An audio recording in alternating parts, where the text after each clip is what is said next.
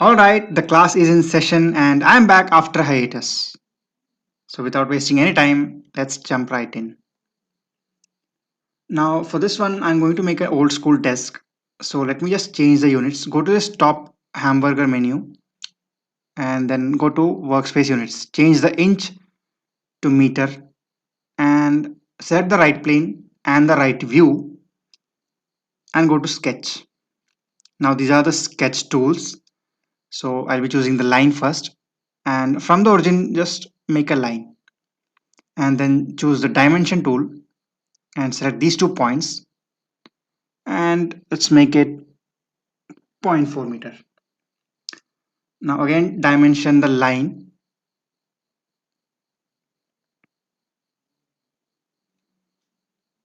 With that being done, let me just mirror this line as well. So select the front plane.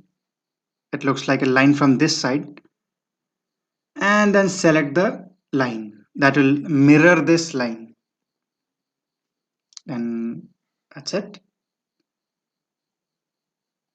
Now I'm going to select beams, which is available as a custom feature, and it's right here on this downward pointing arrow. You can go to add custom features and you will get beam there. I will teach you how to get these in the future videos, but right now I've already selected beam, so just click on that and a dialog box is going to appear which will have a lot of options, and we will cover these also in future videos. But right now I want to go for timber, and within timber only one lumber option is available and a lot of sizes are there for lumber. Just select 2 by 3 and click on this line and on this line. Now once that's done, click on the green tick.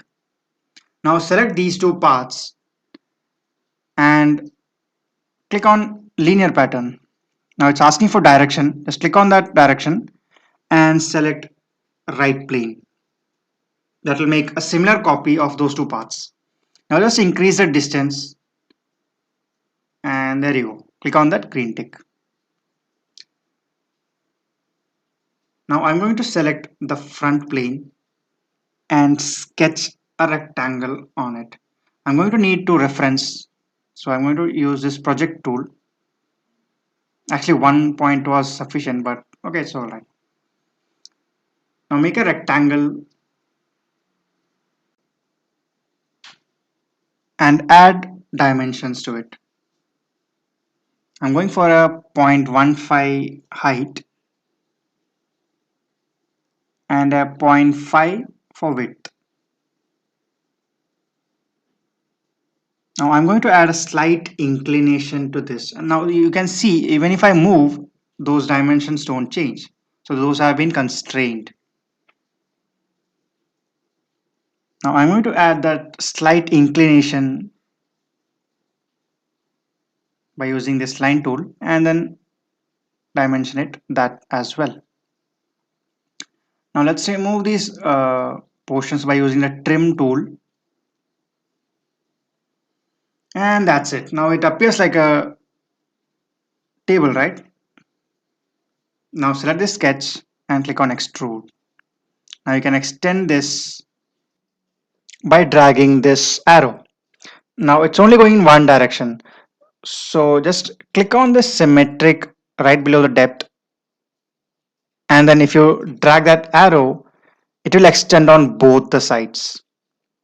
See? Now I'm going for a depth of 1 meter.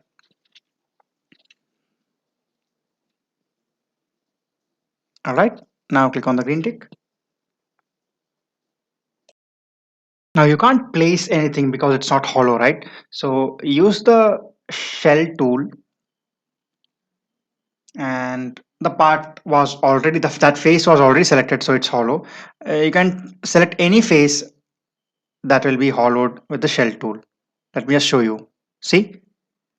Now we don't want that, so I'm going to deselect that. Now you can vary the shell thickness right here. The center, whichever thickness you intend to keep it, and then click on that green tick. All right. Now that being done, now I want to place a partition in the center just to show you a bunch of other tools.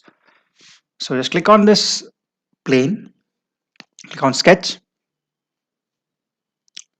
and then use a center point rectangle. It's right here.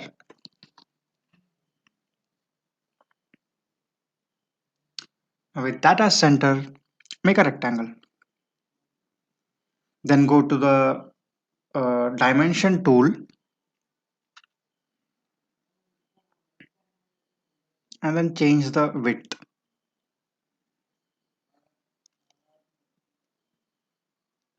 Now select the line tool and place a line right at the center, and just remove the parts on the left side by using trim. Now you can extrude this sketch.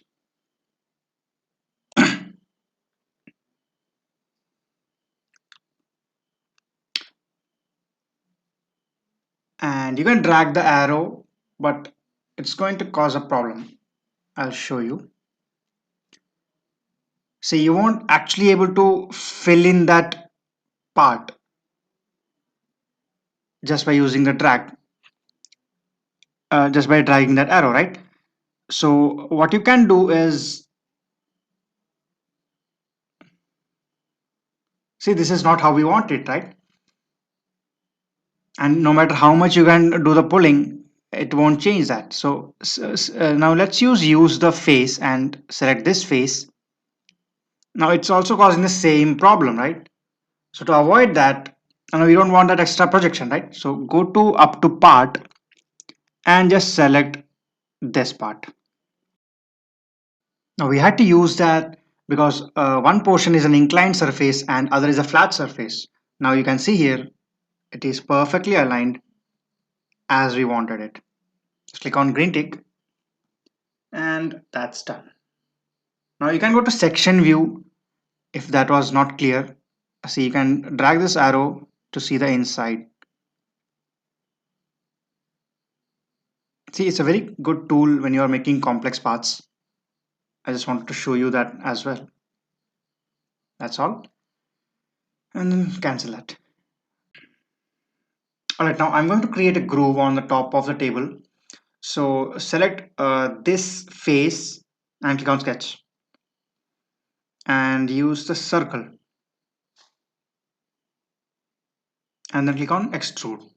Now remove this part. So select remove. Now this was there. So we used to keep our pens and pencils so it wouldn't roll over. Now drag this arrow all the way across it and click on the green tick. Now you have a groove. Your pens and pencil are safe and sound there. Now select this leg, the face of this leg, and click on sketch. Select a line and just make a line. These parts will make the table structurally sound. All right, just dimension it from the bottom. Right, 0.1 meter is sufficient. Now go to beam and select lumber. Just use the same section. All right. Now you can see part of this is kind of projecting outward. You can actually drag this arrow inward and it goes right in. Now you can see these parts are intermingling, right? So to remove that, click on trim parts and then click on this part and this part. All right, you can eventually nail those parts so it will stick. Now select this part and mirror it. All right, mirror plane should be this one. That's the front plane. All right, now you get the same part on your right side. Now select this face and again click on sketch and again make a line. Now this time I'm going to avoid the trim parts. All right, so I have not made sketch end to end. Now select this line. I'm going to use a slightly smaller section this time. So change this and you can get a different section. All right, now you can see this is again projected out. Just drag this arrow inside and it will go down. Now you can actually rotate also. That's one of the reasons why I wanted to make this, and it will be a good foot support, right? Now this part will also add a much more stability to the desk, and you can vary the angle of that part by using this arrow, the circular arrow. There are three arrows here, and a part is still projected out. You can just drag it in by using this arrow, and then click on the green tick. All right, that's it. We have made the desk. Now, if you want to see the 3D view, just check it out.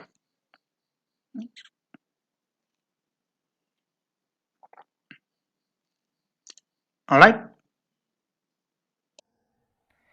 And that's it for this video. Now there's going to be a second part for this video as well, where I'll be making the bench. And in the meantime, if you want to try it yourself, you can use the exact same tools to make a bench. I'll put that next video in a month or something like that, because time's almost up for this one. So until we meet the next time, my name is Shibin. Thank you for watching.